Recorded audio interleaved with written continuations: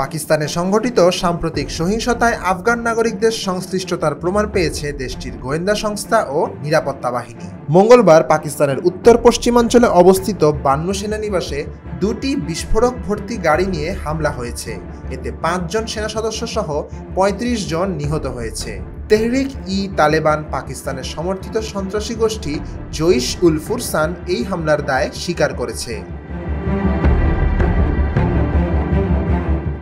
পাকিস্তান বলছে আফগান সন্ত্রাসীরা সশরীরে এই আক্রমণে জড়িত ছিল। এর আগে জানুয়ারি মাসে আরেকটি সন্ত্রাসী ঘটনায় মৃতদের মধ্যে আফগান নাগরিকের দেহ পাওয়া গিয়েছিল।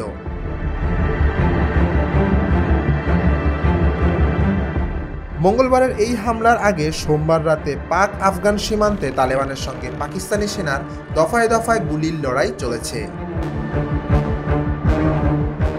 পাকিস্তানি সেনার জনসংযোগ বিভাগ ISPR জানিয়েছে, খাইবার পাখতুনখোয়া প্রদেশে ওই সংঘর্ষে 4 জওয়ান নিহত হয়েছেন। মৃত্যু হয়েছে অন্তত 13 তালেবানের।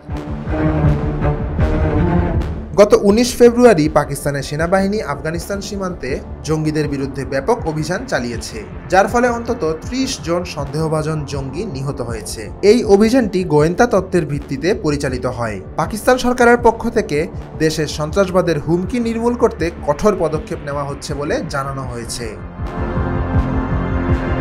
পাকিস্তানের আশঙ্কা, আফগান সন্ত্রাসীরা পাকিস্তানের মাটিতে বড় ধরনের সহিংসতা ঘটাতে পারে। সাম্প্রতিক বছরগুলোতে পাকিস্তানের সন্ত্রাসী হামলার ঘটনা বেড়েছে, যার মধ্যে আফগান সীমান্তবর্তী অঞ্চলগুলো বিশেষভাবে অশান্ত হয়ে উঠেছে।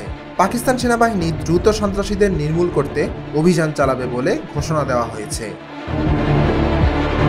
News desk, Dhaka journal.